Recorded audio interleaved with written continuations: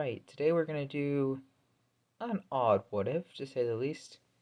I mean, we're talking about JoJo. Most of the what ifs on JoJo are very weird and odd and interesting, to say the least, so it's the understatement of the year. Today we're gonna talk about what would happen if Josuke and Giorno swapped dads, aka what if Joseph and Dio swapped sons. Because this was a very unique idea because both Josuke and Giorno were illegitimate children from Dio and from Joseph, so it would have been interesting to see what would happen if Joseph had Giorno and Dio had Josuke instead. And it could change the story a lot. So today we're going to talk about if Dio went to Morio and had Josuke, and Joseph went to Italy and had Giorno, or went to Japan, because I think Giorno was born in Japan. But let's start the video. Alright, so let's talk about the fourth part first. So let's talk about part 4, Golden Wind. Well, what? Did you think I was going to say something else? Well, in this timeline, since Golden Wind happened... No, wait. Well, in this timeline, since Joseph is the father of Giorno, this would mean that Giorno would be discovered first. Well, you could make the argument about the whole Angelo thing. I still doubt they would have discovered him, and instead they would just discover Giorno first. Now, I do feel like Giorno could be discovered a different way. Maybe Jotaro finds out about Passione or something, or maybe he finds Polnareff instead. That could give Jotaro a good enough reason to go to Italy. So Jotaro's going to Italy because no one else is around. So that legally means that he's the only one who could really go in this timeline. And since this is Joseph's son and not Josuke's, and not Dio's son, this would mean that he wouldn't be as fearful in this timeline. So he wouldn't go at his own risk and would actually be more comfortable going in this timeline.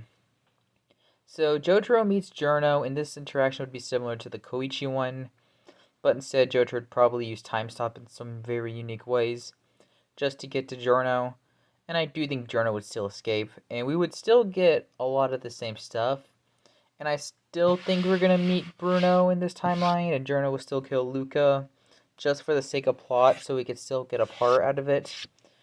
They will still meet Black Sabbath, and I think Jotaro would stay with Giorno in this timeline, because Jotaro would probably rather stay with him and help him out on his adventure.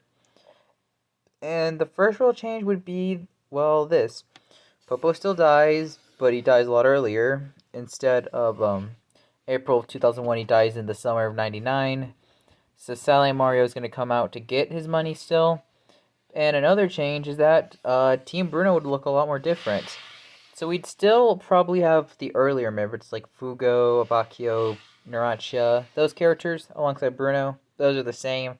But we probably wouldn't have Mista because he was joined in like 2000 or something, or like in late 99. Meaning that there had been no way for him to join. Meaning in this timeline, Mista's not in the part. And not only that, but Trish isn't in the part either because Trish's mom died in 2001. That means she probably would still be alive by 99, meaning that Trish is not going to be leaving her mom, so she's got her a bit longer. So with that being said, now with 2 of the actual characters from the part removed, what would change? Well, this fight with Sally and Mario, I would say the Mario fight probably is the same, but Jotaro probably would have not got captured. He's not as reckless as Mista, and he's definitely a lot smarter.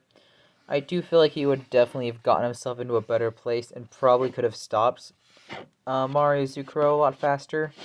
Sally, Jotaro may just go in the spot of Mista, or Narancia could go instead. If it's Narancia, it could be a pretty interesting fight between Craftwork, and Jotaro just destroys Sally because of time stop. La Squadra would never become threats because they more than likely will not be sending their goons after Diavolo in this timeline. Assuming that they're under good terms in this timeline. If they still do, then those Squadra fights could still happen. And if those fights still happen, really no changes. Mista didn't do much in those fights. And in those fights, Jotaro could realistically replace them and do better in. Like, for example, against Beach Boy and Grateful Dead. I could see Jotaro still getting hurt, but however, I think Jotaro would do a lot better than Mista. Or White Album, Jotaro would Jotaro and Giorno together would probably destroy White Album or something. And I do think those two would actually do a lot better, like Jotaro would than Mista. For other stuff, the Diavolo encounter probably never happens. If it does, I don't think it would, because since Trish doesn't exist in this timeline, then I mean, she still exists, but since her mom's still alive, she's not around for this timeline, so that technically means that part 5, that's now part 4, would be a lot more different. I don't know when Team Bucciarati would leave Diavolo. Maybe they'll find out Diavolo does some sketchy crap, and that's when they're gonna be out of there. Then Diavolo can send his henchmen. As for that stuff alone, Clash and Talking Head, I don't see any change. Also, another change, Fuga would probably never leave in this timeline, since he's a lot more confident with Jotaro around, because he has time stop, so he would definitely have more confidence in going. But Clash and Talking Head, that fight would go the same. I don't really see what Jotaro Fugo can do here. Notorious B.I.G. probably Fugo can just kill him instead, or Jotaro could. It really doesn't matter there. In fact, they could just deal with it a lot earlier because of Fugo being around. Uh, that one fight. Green Day and Oasis, Chocolate and Secco. Jotaro and the Chocolate fight would be interesting, and then Fugo and the Secco fight as well. We also still need to do the whole Requiem thing, and plus I still think Abakio probably will die. The only change is that we don't get Doppio versus Risotto in this timeline, so Diavolo and Doppio, they would have a lot better stamina to actually run in and kill Abakio. They could even take Narancia or Bruno out, if we're being honest, but I doubt they would. Other changes is the final fight. Polnareff would still be here, obviously, and I think Jotaro would probably follow Diavolo and Bucciarati, and that would be where he reunites with Polnareff. Now, I think in this timeline, Polnareff will not use the arrow on himself, but instead hand it over to Jotaro. Now, after this, Diavolo will kill Polnareff. Jotaro awakens Star Platinum Requiem, and Polnareff would end up dying. And, well, with one of his friends now dead, it's obvious that Jotaro's going to get a massive rage gem from that, and he would just kill Diavolo with Star Platinum Requiem. He definitely would have been frustrated that much that he actually would have just killed him. Like, realistically, Polnareff probably dies, and that would be a very depressing ending, and Jotaro would be at a far worse place without Polnareff. With one of his other Stardust Crusaders buddies from the past now dying would make it worse for him.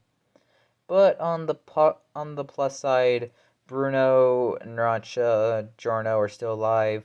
Maybe Fugo if I don't know, depending if he doesn't die to Secco or Chocolate or Diavolo beforehand, he could still be alive. I don't know. I'll let you guys decide on that one. But for that would be what would change. Overall, Giorno would probably still become the boss, or Bruno would just become the boss instead, because he was a higher ranked member of the gang. While Giorno wouldn't get to become the boss at the end, he's at least now at peace that the drug trading has finally stopped. And that would kind of be it. So it kind of end like how the original Golden Wind did, but it's just the 4th part instead. So let's talk about how the 5th part would change. Diamond is Unbreakable, which would be the new part 5. Without all that, it's likely that Jotaro would just send someone else to go instead, kind of like how he did with Koichi in the original Golden Wind. As for who he would send, I think he would send Bucciarati out. Bruno seems like someone who was trustable, and more unlikely was a very reliable guy, similar to how Koichi was. So I'd say Bruno would be the most reliable choice for Jotaro at that point, and I think he'd probably be the best bet there. As for stuff now you'd have to do Bruno replacing Jotaro for Diamond is Unbreakable, which would be a very interesting choice. Now this is just assuming Josuke isn't killed by Angelo in 99, and assuming Angelo's execution's post-poem.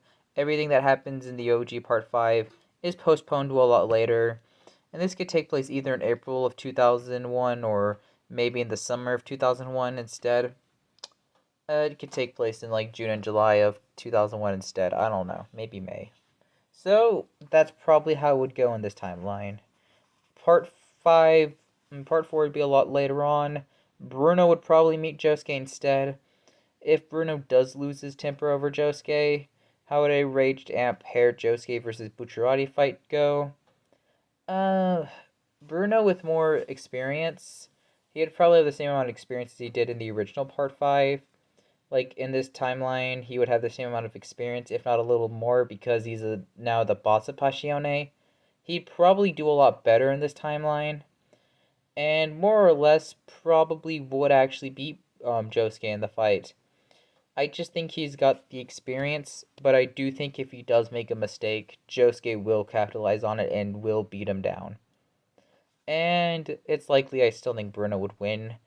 And after that, we would probably go to the Angelo fight, where Bruno would be a lot more useful than Jotaro. While granted time stop's a cooler ability, I just think Sticky Fingers would actually be more convenient, similar to how Crazy Diamond was, where you can kind of zip through walls or floors and kind of hide away from Angelo with Jotaro. No, I mean with Josuke, not Jotaro. By the way, Jotaro would not be appearing in Diamond is Unbreakable in this timeline, similar to how he does with Golden Wind. So instead it'd be Bruno, and then later the other Team Bucciarati members. That would end up replacing Joseph in the Speedwagon Foundation's arrival. But however, Angelo fight goes the same. Nijimura Brother household fight goes the same because Bruno's not going to be there. Everything else for there until Akira would go the same, and then the Akira arc can just be similar to the Speedwagon Foundation thing, but instead it can be Giorno and the others going to Morio in this timeline. This is a very unique scenario. Okuyasu can be the one to save them from Akira instead. Bruno can help Josuke and all that. And I do think Giorno could teach Josuke some useful tricks.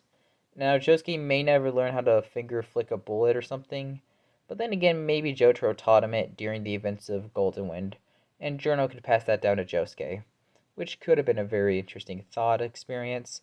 And that is probably what I would go with for the sake of the story. Maybe it's Josuke and Giorno that do the rat fight instead, and I think Giorno would be a far more interesting choice for that fight, and probably be a better fighter against the rat than Jotaro was, and probably also has the era with him.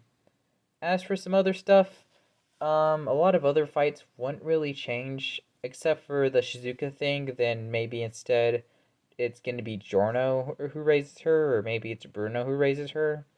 I don't know, someone else will adopt her at the end, though. Probably gonna be, not sure if Fugo or Giorno or Bruno, to be honest.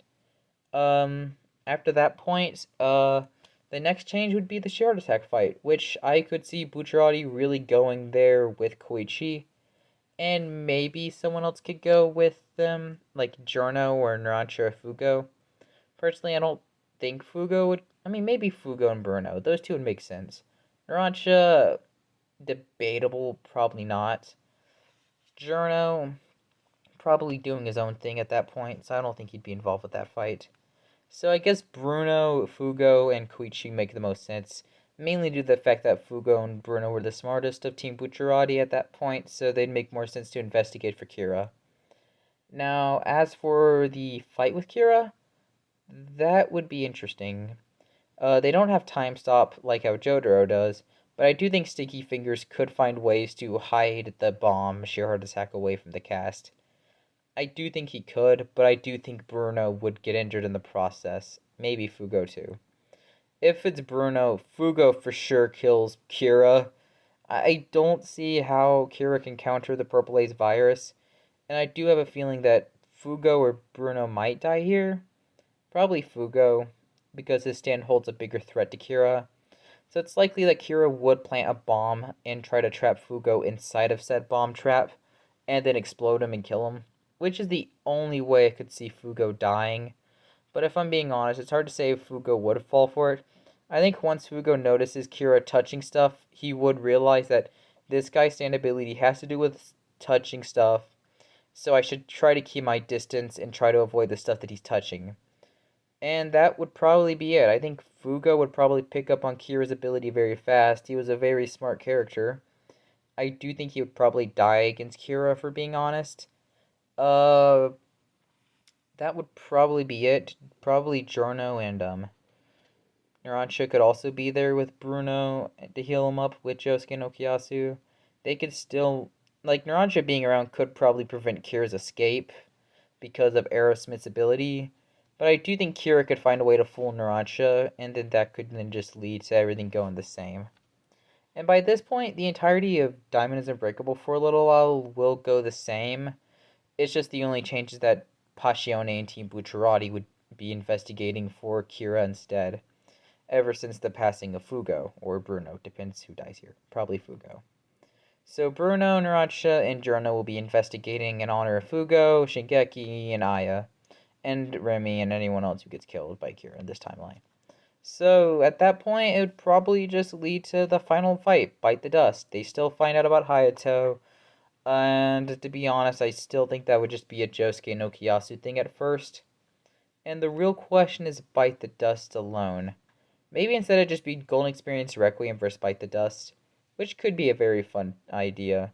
Giorno uses the arrow. It could be one of the things where can Giorno get the chance to use the arrow to defeat Kira at the end? Like, it may be something like Koichi does the 3 freeze, and then it gives Josuke, I mean, not Josuke, but Giorno the perfect time to use the arrow and the reset to 0 powers. It could be something that would work, and I feel like that's the only way it would work. Kira's getting ready to pull the trigger. Koichi uses 3 freeze. He's about to detonate the switch. Giorno can then use the reset to 0 when he does get the movement in there. That can then reset him. Giorno can deliver a beatdown, kill him. Kira gets killed by the ambulance still. And everything would just go the same at that point. Everyone who survived the part in this timeline would probably just go back to their homes. Maybe someone additional could die. Maybe Narancia could die earlier on in like the Thursday thing, or maybe Bruno and Fugo switched around. Personally, I think Fugo's the only one to die. Maybe Narancia could join him in the Sky as well, or Bruno could too. But overall, that would be Diamond is Unbreakable. And having Team Bucciarati replace them there is a very unique scenario. And something I don't really think was possible, but, well, here we are talking about it. Now, this leads to the final part, Stone Ocean, which is more or less the same. There's really nothing I could see changing here. I don't see anyone from Team Bucciarati getting involved. I don't see no one from Morio getting involved still. Either way, everything just more or less would go the same in this timeline. The only real change is that Dio's son is Josuke, and Joseph is now Giorno's dad instead. And that's really the only change. Part 6 is still going to end the same way. The universe is still going to reset, yada yada. Everything's just kind of the same. If Josuke and Giorno get involved, or if anyone else who survives the parts get involved, then yeah, I think it's possible that Pucci loses. It's a possibility, not a guaranteed, but that's if they got involved, which is very slim because Jotaro didn't want no one else to get involved, and it's very unlikely Jolene probably would have known who any of them were. And besides, it's likely she never would have heard of Josuke if he was the son of Dio in this timeline. And plus, it's likely that Jolene would not know who Giorno is. And in the case of Josuke, she probably wouldn't know if he's the son of Dio. And wouldn't know who Giorno is because he's a mob leader, and Jotaro would want to get her far away from the mafia. So, that's really the changes in this timeline. A lot of big changes, and it kind of affects the story a lot. I mean, not a lot, but it affects the parts, in particular 4 and 5. And that's kind of it. If there's any other ideas you have, just leave them in the comments. This was a very odd idea, but I just wanted to try out something new. Make something that was more kind of unique. So, thanks for watching this video, and I will see you when it comes to my next, JoJo What If, which will probably be next week. Oh, who am I kidding? It's gonna be next week. I'm gonna do another JoJo What If next week. See you later, guys.